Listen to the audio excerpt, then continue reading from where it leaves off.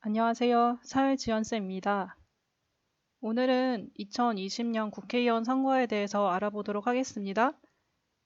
수업을 출석해서 듣고 있었다면 제가 수업 시간에 말씀을 드렸을 텐데 지금은 이제 온라인 수업을 하다 보니까 제가 이렇게 영상을 따로 만들게 되었어요. 이 영상은 채검중학교 3학년 학생들을 대상으로 만들어진 것이기 때문에 중학생 수준에서 아주 쉽게 설명을 할 거고요.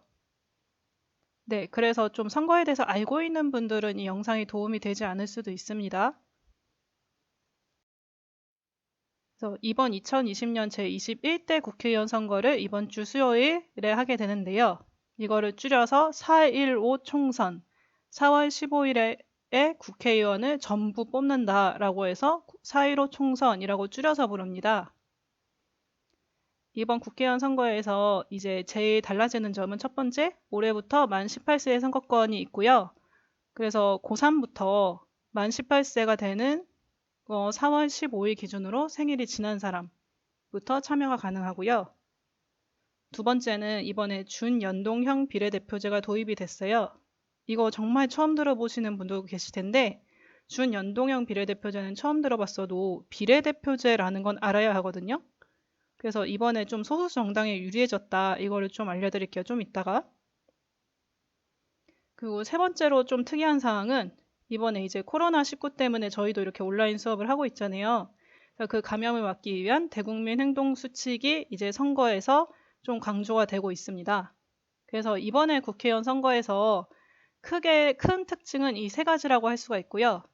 제일 먼저 이 선거란 뭐고 선거란 왜 하는지 먼저 설명을 해드릴게요. 정말 쉬운 수준에서 설명을 드릴게요. 국회의원 선거는 왜 할까요? 이유는 우리나라가 민주주의이기 때문인데요. 근데 민주주의가 뭔지 아세요? 민주주의는 이제 초등학교 때부터 계속 배우셨을 텐데 딱 뭔지 말해봐라 이러면 그냥 우리나라 민주주의 아닌가? 하면서 잘 설명을 못할 때가 많아요. 근데 민주주의라는 거는 그냥 쉽게 말해서 민, 주 해서 국민이 주인이 되는 거. 왕이 주인도 아니고 뭐 귀족이 주인도 아니고 성직자가 주인도 아니고 국민이 주인이 되는 걸 민주주의라고 해요. 근데 선거는 왜 하냐면 이런 민주주의를 하는 나라라면 모든 국민이 주인이 돼서 통치를 해야 되잖아요. 근데 그럴 수가 없어요, 현실적으로. 왜냐면 우리가 통치하는 법을 모르기도 하고 아니면 그런 거 할 시간이 없고 너무 바쁘기도 하고 아니면 관심이 없을 수도 있고 그리고 수많은 사람들이 들어갈 뭐 회의장, 수많은 사람들이 뭐 다 토론에 참여한다 이런 게 좀 불가능할 수도 있어요.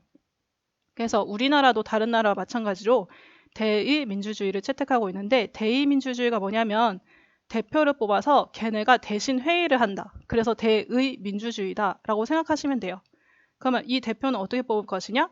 우리가 옛날 아테네였으면 돌아가면서 했겠지만 우리 이 5천만 국민이 다 돌아가면서 하면 한 4천만 되겠죠? 미성년자를 빼면 4천만 국민이 돌아가면서 하면 너무 힘들잖아요. 그래서 대표를 우리가 뽑아요. 투표를 통해서 그거를 선거라고 합니다.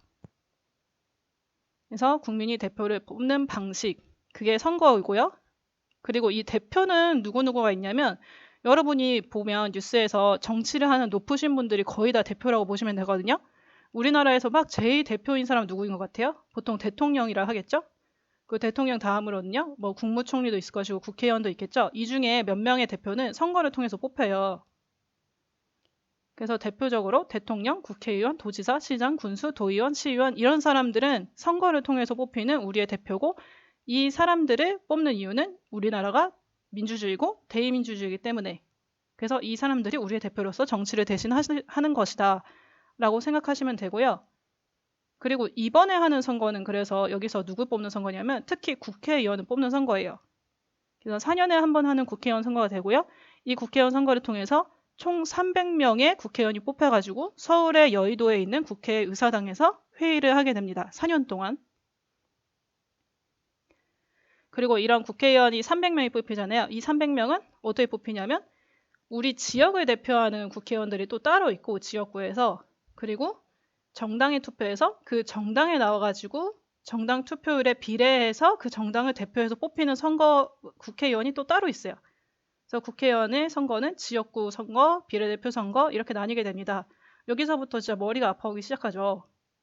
근데 그냥 쉽게 말해서 국회의원을 우리나라에서 300명 뽑아가지고 서울로 보낼 건데 우리 지역을 대표하는 애들이 몇 명 그중에 한 253명 정도 있고 그리고 우리 정당을 대표하는 애들이 또 47명이 있다. 그래서 이렇게 따로따로 뽑힌다라고만 우선 이해하시면 되고요. 그 비례대표제에 대해서 설명하기 전에 그 선생님 집으로 뭐가 왔어요. 저번 주에. 여러분 집에도 왔을 텐데요. 네, 이렇게 공보물들이 왔어요. 좀 모자이크 처리를 했는데 이게 공보물이라는 건데요. 그 유권자가 있는 집마다 하나씩 가게 되는데 여러분 집에도 만약에 어머니, 아버지, 뭐 언니, 오빠가 유권자라면 이 공보물이 왔을 거예요. 그래서 그 공보물을 까보면 뭐 어디로 선거하러 와라. 뭐 손을 잘 씻고 와라. 이것도 적혀 있지만 이렇게 수많은 사람들과 정당들의 정보를 담은 공보물이라는 게 와요. 그러면 이 공보물을 보고 이거 뭐가 이렇게 두껍고 뭐가 이렇게 많지? 라고 생각하셨을 텐데 이렇게 많은 이유는 지역구와 비례대표 공보물이 따로 나오기 때문이에요. 그래서 지역구와 비례대표를 설명하려면 선거 공보물 보는 법을 설명을 해야 되기 때문에 그 공보물 보는 법을 좀 설명을 해드릴게요. 그 선거를 홍보하는 방법은 여러 가지가 있어요. 포스터를 붙이기도 하고 막 사람들이 나와가지고 막 악수하기도 하고 노래 부르기도 해요. 근데 이번에 코로나19 바이러스로 인해서 사회적 거리두기를 두면서 저도 사실은 그 거리에서 포스터를 많이 못 봤어요. 그리고 춤추거나 노래하는 사람들도 좀 보긴 봤는데 많이 보진 못했어요. 그래서 결국은 우리 집에 하나씩 오게 되는 공보물을 더 많이 보게 돼요. 공보물은 뭐의 줄임말이냐면 선거, 공식, 홍보물 이렇게 생각하시면 돼요. 쉽죠? 그래서 선거 공보물은 크게 두 가지로 나뉘게 되는데요. 여러분들도 집에 만약에 선거 공보물 지금 옆에 있으면 빨리 갖고 와가지고 한번 보세요. 이게 보시면 어떤 거는 사람 이름과 얼굴이 써져 있어요. 그리고 또 어떤 거는 사람 이름과 얼굴이 없고 무슨 당만 써져 있어요.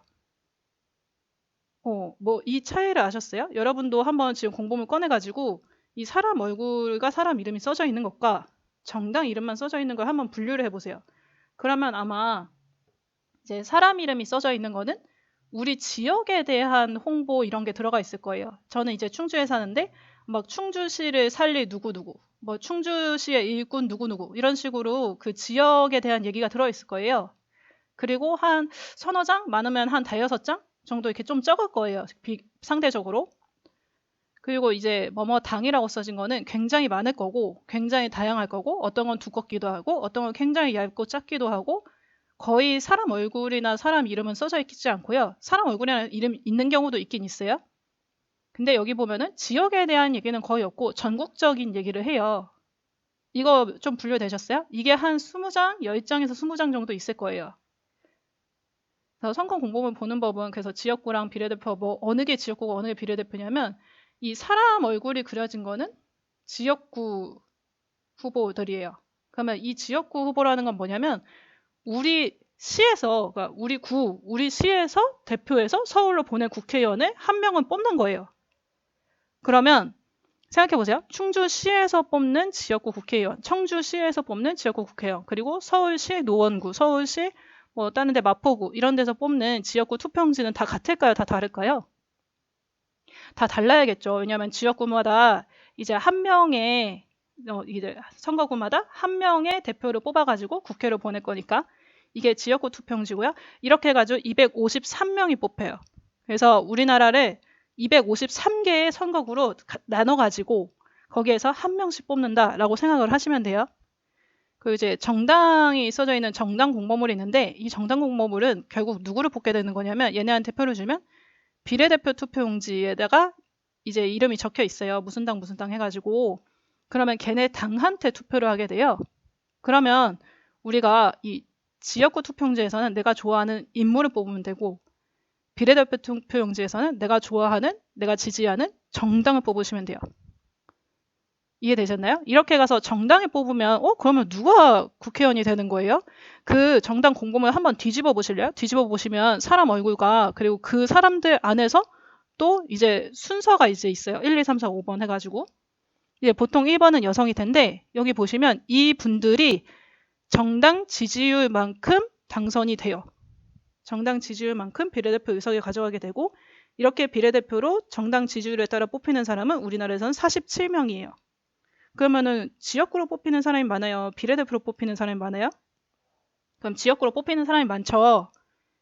그리고 지역구에서 뽑히는 사람들은 이제 그 지역에서 유명한 사람들이고 사람이 자체가 유명한 사람들이 많이 뽑히는데 비례대표는 정당에 투표하는 거기 때문에 정당이 얼마나 유명한지 정당이 얼마나 지지하는지 그런 거에 따라서 사람이 뽑히게 돼 있어요. 여기까지 되게 머리가 아프실 텐데 정리를 해보면 선거 공보물은 두 개로 나눌 수 있고 하나는 우리 지역의 대표를 뽑는 거고 하나는 정당에 투표를 하는 거다. 그리고 투표 용지도 내가 선거하러 투표하러 가면 투표 용지도 2장이 나온다. 라고 이해를 하시면 돼요. 그래서 이제 드디어 비례대표제 뭔지 말해볼게요. 그 연동형 비례대표제를 설명하기 위해서라면 비례대표제가 뭔지 얘기를 해야 되는데 이번에 뉴스에서 그 투표용지가 48cm라는 얘기를 들으신 분들도 있을 거예요. 네, 비례대표 투표용지는 원래 길어요. 왜냐면 굉장히 많은 정당들이 나오거든요. 우리나라에 있는 정당이 거의 다 나온다고 보시면 돼요. 그러면 선생님, 그 우리나라 정당 몇 개 없지 않아요? 그 뉴스 보면은 정당이 한 네다섯 개? 그 정도만 나오던데? 근데 걔네는 이제 되게 유명하고 사람들이 많은 정당인 거고, 정말 조그만 정당들이 있어요. 그럼 그 정당들 다 합치면 우리나라도 정당이 굉장히 많거든요? 그래서 비례대표 투표용지는 원래 길어요. 근데 이번에가 좀 특별히 긴데 그 이유는 이제 연동형 비례대표제를 하기 때문이에요. 근데 연동형 비례대표제를 설명하려면 우선 비례대표가 뭔지 설명해야 되는데 아까 말씀드렸듯이 정당을 지지한 거에 따라서 그 정당 지지율에 따라서 47개의 의석수가 정당에 따라서 나눠 가지는 거를 비례대표라고 해요. 그래서 만약에 내가 우리 정당이 인기가 많아가지고 50%의 지지율을 받았으면 47석에서 50%, 한 23석 정도는 우리 거가 되는 거예요. 그래서 이거를 그림으로 표현해 봤어요. 이게 정당 지지율이 있어요. 뭐 사람들이 많이 지지하는 것도 있고 적게 지지하는 것도 있겠죠. 그거를 여기 국회의원 의석수가 이렇게 있다면 그 중에서 한 300명 중에 이 47명, 이 빨간색으로 표시된 곳 여기에 비례대표 의석수에 반영해서 주는 게 지금까지의 비례대표제예요. 근데 이번에 연동형 비례대표제는 뭐가 특이하냐면 이런 정당 지지율을 비례대표 의석수 47석에 반영하는 게 아니고 총 의석수 300석. 그러니까 이거는 이제 그 무소속표가 없다고 가정할 때예요. 총 의석수 300석에 반영을 하는 거예요. 그럼 여러분들 여기까지 이해가 안 되셨어도 정당 지지율을 비례대표 의석수에 반영할 때랑 총 의석수에 반영할 때랑 언제가 반영 비율이 더 커질까요? 당연히 총 의석수에 반영할 때가 좀 더 그 정당 지지율이 더 반영이 많이 되겠죠. 그러면은 여러분 한번 여기서 추리를 해볼게요. 소수정당 같은 경우는 비례대표 의석수에 반영하던 기존의 방식보다 총 의석수에 반영을 하는 지금 현재 변경된 방식, 이게 유리할까요? 불리할까요? 소수정당 같은 경우는 이게 유리해요. 이유는 뭐냐면 소수정당들에 대한 지지율이 더 많은 총 의석수에 반영이 되기 때문이에요. 그래서 이게 바로 지금 현재 바뀐 연동형이라는 거고, 이 연동형의 연동이 무슨 뜻이냐면 여러분들 그 인터넷 많이 하다 보면 링크 클릭하면 어디로 이동하고 그러잖아요. 그 링크라고 해서 연동의 링크를 우리나라 말로 표현한 거고, 이제 총 의석수에 반영된 총 의석수랑 정당 지지율을 링크 이어준다고 해서 연동형 비례대표제라고 해요. 여기까지 이해하셨어요? 여기까지 이해 안 하셔도 이제 이거 그림으로 보시면 돼요. 이번에 투표용지가 제가 이거 한번 만들어 본 건데 절대 투표용지 뽀려운 거 아니고요. 그렇게 되면 이제 선거법 위반이고 제가 한번 A4용지 뽑아가지고 만들어 봤거든요. 근데 이 정도의 길이가 나와요. 그냥 결론적으로 이것만 아시면 돼요. 연동형 비례대표는 예전에 있던 비례대표제보다 더 소수정당이 의석을 차지하기 쉬워졌기 때문에 소수정당이 굉장히 많이 선거에 나오면서 거의 35개 이제 소수정당이 나오고 그래서 투표용지가 굉장히 길다. 이렇게 되면 이제 장점은 소수정당들이 의석을 많이 차지하겠지만 단점은 국민들 입장에서는 이 정당이 다 뭐지? 하면서 굉장히 혼란을 느낄 수도 있고 그게 정치적으로 무관심을 불러일으킬 수도 있어요. 그래서 그리고 또 이번에 달라지는 점 말해드릴게요. 이번 선거는 특별하게 올해부터 고3도 선거 가능한데요. 지금까지 선거는 이제 성인들의 영역이었는데 이제 미성년자인 고3부터 만 18세가 오늘 생일이 지났으면은 그러니까 오늘이 아니고 선거일 기준으로 생일이 지났으면은 가능해요. 근데 만약에 선거가 근데 내 생일이 4월 15일이 아니고 막 4월 16일 0시 1분이다. 이러면 선거를 못 해요. 4월 15일 23시 59분까지, 59초까지 태어난 학생은, 청소년은 가능한데, 그, 뭐, 1초 있다 태어난 애는 불가능해요. 그리고 이제부터 만 18세가 지난 유권자는 지지 표현을 해도 되고, 선거운동을 해도 되고, 정당에 가입할 수도 있고, 정당에 후원할 수도 있어요. 그래서 여러분들이 만약에 SNS에다가 나 이번에 누구 후보 좋더라, 나 이거 누구 후보 뽑을 거야, 그리고 이번 너도 뽑을래? 이렇게 쓰는 게 가능해요. 이렇게 쓰는 게 가능하고요. 근데 이제 예외는 학교 내에서는 선거 운동이 불가능해요. 이제 선거관리위원회에서 얘기를 했는데, 학교 내에서 예를 들면 뭐 동아리나 학생단체가 야, 이거 누구누구 지지 후보 뽑아주세요 하면서 막 교실을 돌아다닌다거나, 아니면 교실에다 막 포스터를 붙여놓는다거나, 이런 거는 불가능하고, 그리고 선생님들이 학생들한테 뭐 뽑아라 이렇게 말하는 건 원래부터 당연히 불가능한 거고요. 그리고 여러분들은 이제 거의 만 18세가 미만이시잖아요. 아직 중학생이나 고 2학년까지는. 그러면 이제 선거권이 없고 선거운동이 불가능해요. 그리고 이제 우리나라가 이제 굉장히 늦게 만 18세 선거권을 준 거거든요. OECD 국가 선거 가능 연령은 거의 만 16세에서 17세, 18세고요.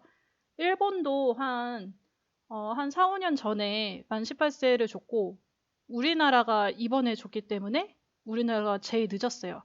어떤 나라 같은 경우는 만 16세부터, 그러니까 이거는 고등학교 1학년에 해당되는 건데, 고등학교 1학년이 투표를 할 수 있는 나라도 있어요. 그리고 또 이번 선거에서 특이한 점은 코로나19 감염 문제예요. 그래서 코로나19 감염인데 선거를 가도 될까? 너무 불안하다. 왜냐면 투표소는 사람이 굉장히 몰리기 때문에.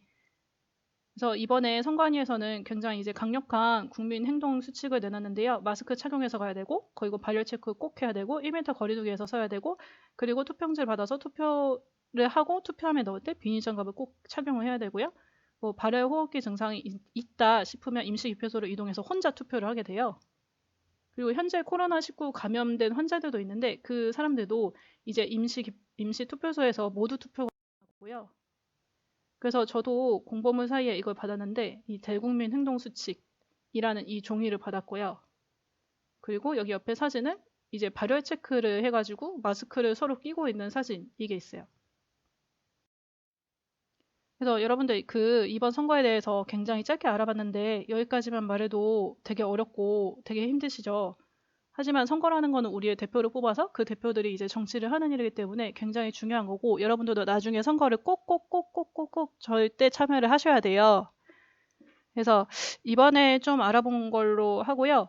그리고 이 중앙선거관리위원회 홈페이지나 아니면 관련 뉴스를 찾아보면 제가 얘기한 것보다 더 많은 정보를 얻을 수가 있거든요. 지금 저는 이제 급하게 설명하느라 굉장히 짧게 자료를 만들었는데, 그래서 관심 있는 분은 그것도 찾아보시면 되게 좋을 것 같아요. 그래서 여러분 여기까지 잘 들으셨나요? 그 질문사항은 이제 댓글로 남겨주시면 감사하겠습니다. 수고하셨습니다.